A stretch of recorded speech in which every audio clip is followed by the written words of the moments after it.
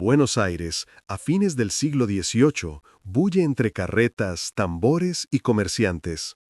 En una casa colonial, una cuna se mece junto a una ventana abierta al río. 21 de abril de 1790. En esa cuna duerme Manuel Blanco Encalada. El padre, Manuel Blanco Cicerón, magistrado de la Real Audiencia. La madre, Mercedes Calvo de Encalada, de una familia de arraigo en Chile. De su padre heredó la disciplina, de su madre el amor por la tierra que algún día elegiría defender. Con solo 7 meses de edad perdió a su padre. Aprendió sus primeras letras en su ciudad natal. En 1803, a sus 12 años de edad, fue enviado por su madre a España en compañía de su tío, el conde de Villapalma, Manuel Calvo Encalada. El joven embarca hacia la Academia de Marina en la isla de León, donde los jóvenes aspirantes estudiaban matemáticas, artillería, cartografía y táctica naval. Se oyen voces de mando, campanas, olor a brea y pólvora. El mar empieza a ser su hogar. En 1807 es incorporado a la Real Armada Española. En 1808, al estallar la Guerra de la Independencia Española, participó en la acción naval frente a la Poza de Santa Isabel, en la que las fuerzas navales españolas lograron rendir completamente la escuadra francesa que bloqueaba la bahía de Cádiz, la primera derrota francesa de la guerra. Blanco Encalada, ya alférez de fragata, es destinado a la costa del Pacífico. El barco fondea en el Callao, principal puerto del Virreinato del Perú. Lo vemos caminar entre arsenales, observar el horizonte de Lima, conversar con criollos, escuchar rumores de libertad. Pasa 3 años en estas aguas, patrullando, conociendo las tensiones entre peninsulares y americanos. Allí empieza a entender que el mundo colonial cruje bajo sus pies. El joven oficial regresa a una España convulsionada, donde el honor se confunde con la obediencia. En Cádiz presencia la creación de las Cortes de 1812 y escucha por primera vez la palabra Constitución. Algo germina en su conciencia, la idea de un nuevo orden, posible también al otro lado del mar. Montevideo, bastión realista sitiado por los patriotas rioplatenses. Es 1813. Blanco Encalada, de paso por el Atlántico, queda atrapado en la ciudad amurallada.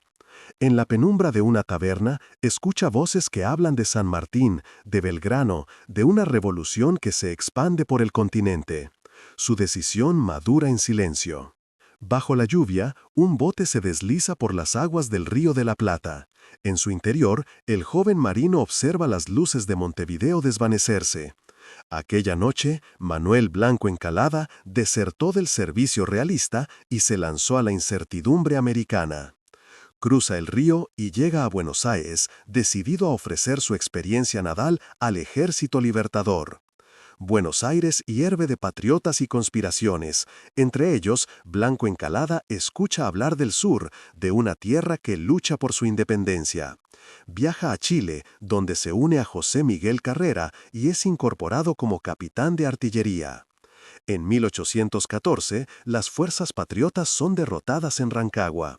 Blanco Encalada es capturado y enviado prisionero al archipiélago de Juan Fernández. Ese tiempo de reclusión no lo doblegó, sino que le permitió estudiar la geografía naval del país, planear, comunicarse con redes patriotas y mantener la llama del servicio. Tras la victoria de Maipú en 1818, Blanco Encalada es liberado. O'Higgins lo llama para organizar una Marina Nacional. Por primera vez, una bandera chilena ondea en un navío. Blanco Encalada, con rostro sereno, da órdenes precisas. El mar, que fue prisión, ahora será libertad. Un 9 de octubre, la escuadra zarpa desde Valparaíso hacia Talcahuano, con la misión de capturar la fragata Reina María Isabel y otros transportes españoles, acción decisiva para la independencia. Abordajes, cañonazos, la tensión de la tripulación y finalmente la captura. Esta es la prueba que consolida su reputación como jefe de la incipiente armada. Su nombre comienza a ser leyenda. El mar le devuelve la gloria que la guerra le había negado en tierra. Noche, una sala iluminada por velas. En la mesa, un sobre lacrado. Blanco Encalada lo abre. Dentro, la orden del Supremo Director, preparar la escuadra para una expedición inédita, liberar al Perú. Después de años de servir bajo banderas ajenas, Blanco Encalada enfrentaba su prueba definitiva, llevar la libertad al mismo lugar donde había servido al imperio. El puerto vibra con el sonido de martillos, cuerdas y cañones. La naciente escuadra chilena se prepara. Entre el bullicio, un joven oficial de porte firme, mirada serena, Manuel Blanco Encalada, ahora marino de la patria. El almirante Lord Cochrane, recién llegado de Inglaterra, inspecciona los navíos.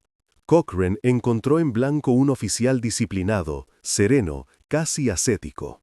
Y Blanco, en Cochrane, el impulso del genio rebelde que encendería el océano. Año 1819. La escuadra zarpa desde Valparaíso rumbo al norte. El objetivo, hostigar al poder virreinal, abrir rutas, sembrar la incertidumbre. En cubierta, el viento corta los rostros curtidos. Blanco Encalada comanda la fragata Lautaro. Cruzan frente a Arica, interceptan naves españolas y llevan la guerra hasta las puertas del Callao. El cañoneo resuena en las costas peruanas. Chile demostraba que su bandera podía desafiar imperios. Las olas rompen contra el puerto de Valparaíso. Blanco observa el horizonte. Al otro lado, San Martín prepara la gran expedición libertadora. Pero él no zarpará. Mientras la escuadra de Cochrane y San Martín partía en 1820, Blanco Encalada quedó en Chile. Debía organizar la defensa costera y mantener la estructura naval del país. La patria lo necesitaba allí, en tierra firme, sosteniendo la retaguardia de la independencia. 1821. En Perú, Cochrane había sido expulsado por San Martín luego de tomar parte del tesoro para pagar la deuda con los marinos y con él mismo. San Martín con esto se quedó sin respaldo naval, así que el 8 de octubre de ese año organizó la Marina de Guerra del Perú bajo el mando de Martín Guise. Pero en 1822, Blanco Encalada asume el mando con el grado de vicealmirante. En este cargo, apoyó casi a todas las expediciones que salieron para los diversos puertos de la costa peruana. En este periodo, conoció al general Simón Bolívar. Si bien tenía una buena relación con él, no le provocaba confianza. En una carta fechada el 9 de diciembre, le advierte a O'Higgins que Bolívar podía convertirse en un enemigo peligroso. En 1823, mientras en Chile se produce la renuncia de O'Higgins, Blanco es enviado a Buenos Aires por el nuevo gobierno peruano para solicitar apoyo. Cuando regresa a Chile, se encuentra con un escenario totalmente distinto. Año 1824. Ramón Freire asume el mando.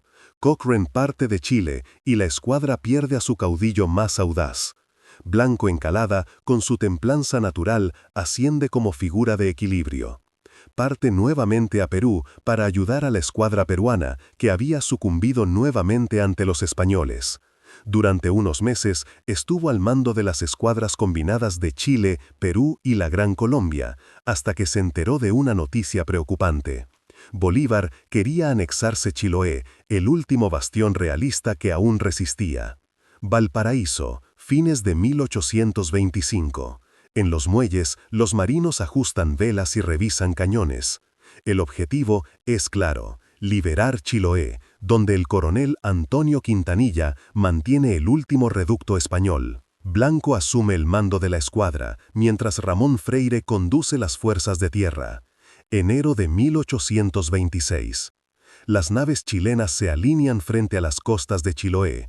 La tensión es absoluta. Los cañones abren fuego. En las playas, los soldados avanzan entre el barro y la niebla. Blanco dirige la artillería naval con precisión quirúrgica.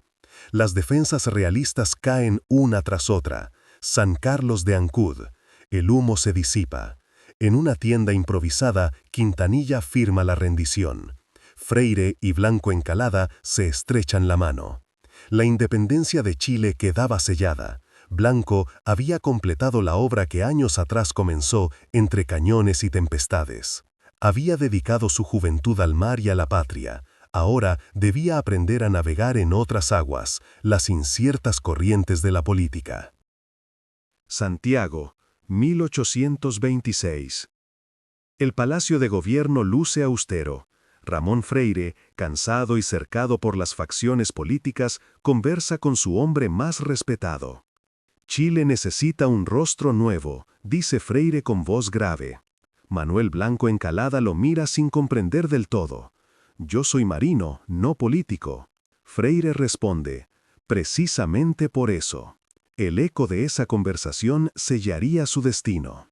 El 9 de julio de 1826, ante el Congreso reunido en Santiago, Manuel Blanco Encalada jura como el primer presidente de la República de Chile. El público lo observa con respeto, pero también con recelo. Es un militar, un héroe, pero no un político. Chile tiene presidente, pero no unidad. Blanco intenta ser un mediador. Su gobierno busca equilibrio entre los federalistas, que reclaman la autonomía de las provincias, y los centralistas, que quieren un Estado fuerte desde Santiago. Viaja, escucha, convoca reuniones, promete una constitución justa. Pero las cartas ya están echadas, cada grupo lo considera un obstáculo, no un árbitro. En Concepción, las campanas repican como anuncio de desafío. En Coquimbo, los vecinos se reúnen para redactar su propio reglamento interior.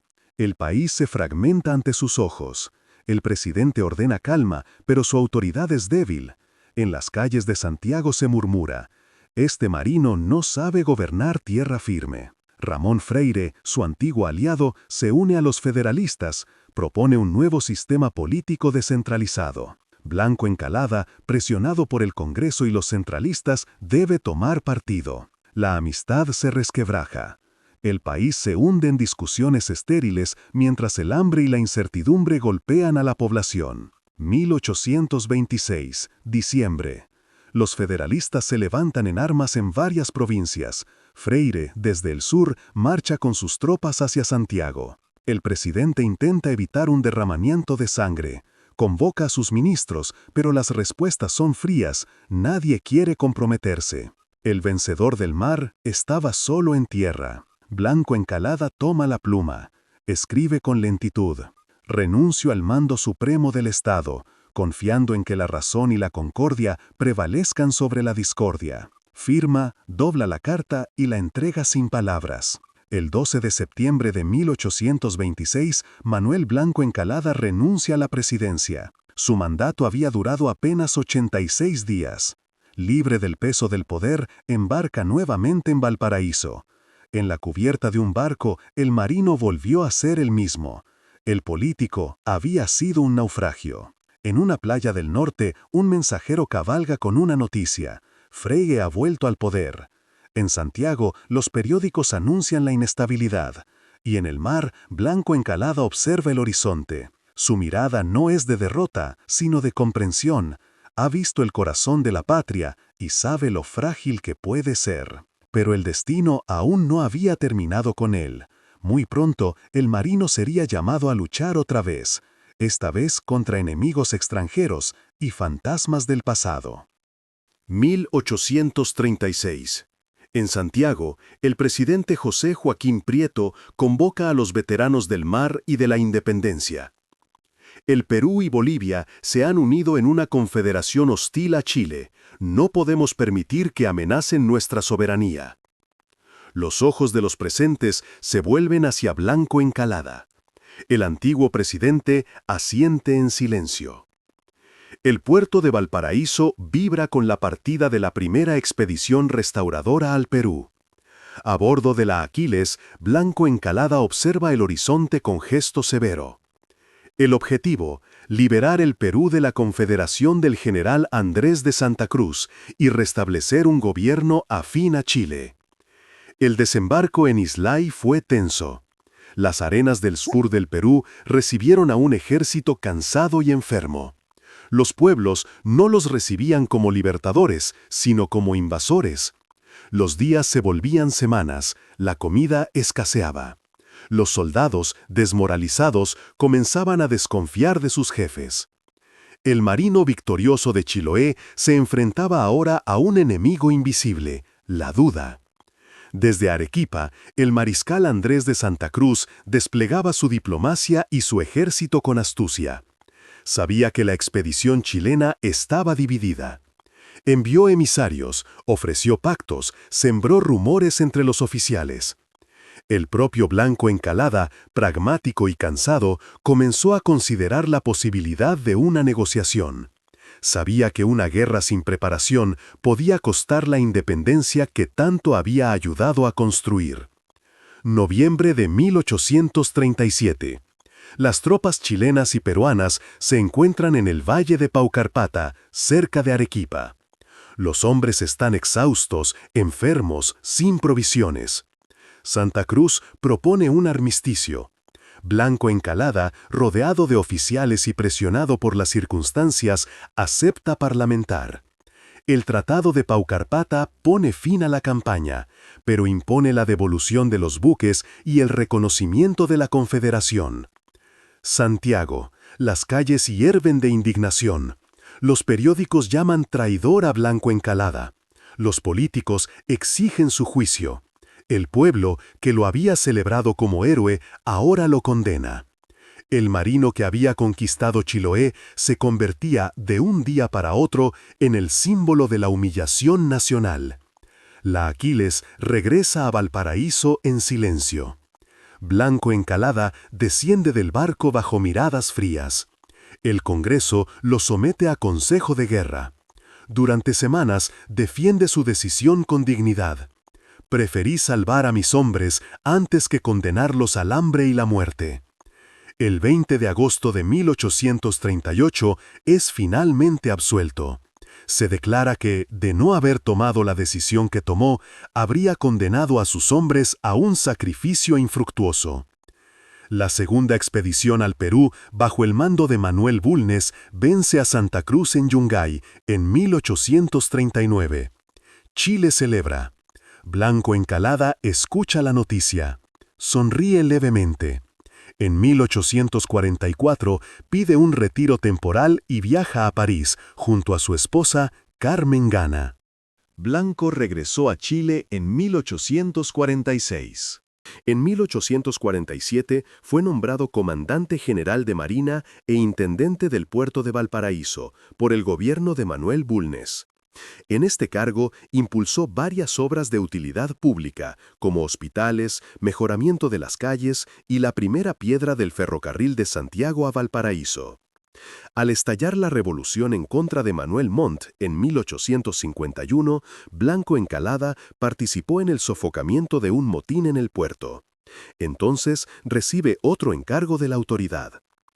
Almirante, necesitamos hombres que representen a Chile ante el mundo. Su nombre inspira respeto. Blanco Encalada acepta sin vacilar. Será ministro plenipotenciario en Francia. El marino se transforma en diplomático. Blanco Encalada asiste a recepciones, debates, conciertos. Habla con diplomáticos europeos, defiende la causa chilena, promueve tratados y acuerdos. Su figura, elegante y serena, encarna una nación joven que busca su lugar entre los estados del mundo. Durante los años en Europa, se sumerge en el estudio de la historia, la filosofía y la ciencia. Escribe ensayos, traduce textos, intercambia cartas con sabios y políticos. En 1854 es comisionado para estudiar las propuestas para la construcción de un buque de guerra en Europa. Este buque se comenzó a construir en diciembre de ese año en Inglaterra y fue bautizado como Esmeralda. En 1855 fue asignada una misión especial ante la Santa Sede para dialogar sobre temas de libertad religiosa, pero no hubo acuerdo. A su regreso de Europa, Blanco Encalada trae consigo una mirada más amplia, más moderna. Es nombrado consejero de Estado, cargo que ocupa con prudencia y respeto. En las sesiones del Consejo habla poco, pero cuando lo hace, todos escuchan. También es elegido senador, pero debió abandonar el cargo por salud. Tenía 74 años.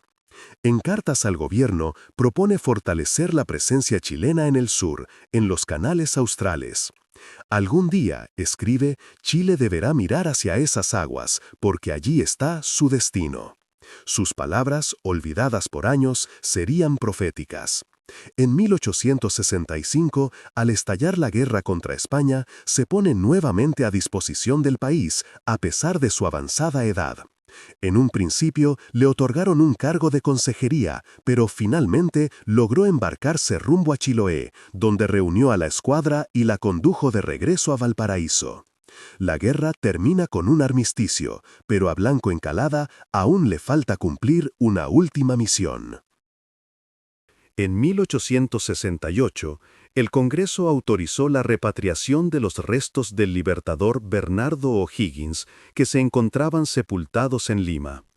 Blanco Encalada dio un paso al frente y solicitó hacerse cargo de la expedición que iría al Perú. Allá fue recibido con cariño y respeto. Perú no había olvidado al marino que ayudó a construir su independencia. Las naves chilenas, Esmeralda, Chacabuco y O'Higgins, zarparon del puerto del Callao con los restos de O'Higgins, escoltadas por 2 buques peruanos, el Monitor Huáscar y la fragata de hélice Apurímac. A ellas se le sumaron naves francesas, inglesas y norteamericanas, todas sumándose al homenaje póstumo al Libertador. Los restos llegaron a Valparaíso el 11 de enero de 1869 y los funerales fueron el 13 de febrero. El principal orador fue el propio Blanco Encalada. El anciano marino había cumplido su última misión. En sus últimos años, vive rodeado de su esposa Carmen Gana y de sus hijos. Sus nietos corretean por el jardín. A veces les cuenta historias de corsarios, batallas y tormentas. Las noches se hacen más largas. El viejo marino se sienta junto al fuego, con un cuaderno en las manos. Anota nombres: Cochrane, O'Higgins, Freire, Bulnes. Los llama sus hermanos del deber. Fuimos los hijos de una idea, y aunque cada uno siguió un rumbo distinto, todos navegamos hacia la misma libertad. Marzo de 1876. Manuel Blanco Encalada enferma gravemente. El médico recomienda reposo, pero él insiste en levantarse cada mañana. Un día, su esposa lo encuentra mirando hacia la ventana abierta. El viento mueve las cortinas como velas de un navío. Blanco: siento que zarpo otra vez. Cierra los ojos. Muere en paz, a los 86 años en Santiago, el 5 de septiembre de 1876. El funeral reúne a oficiales, políticos y ciudadanos. El féretro, cubierto con la bandera chilena, es acompañado por marinos de todas las generaciones. Las campanas del puerto doblan lento. Un joven oficial pronuncia un discurso frente a su tumba. Aquí descansa quien supo servir sin pedir nada, mandar sin imponerse y amar sin claudicar. El héroe del Pacífico, el primer presidente, el diplomático sabio, regresaba por fin al silencio del mar. Si te gustó esta historia, dale me gusta y suscríbete al canal para seguir trayendo contenido como este. Cuéntanos en los comentarios qué biografía te gustaría ver en nuestro canal. ¡Hasta la próxima!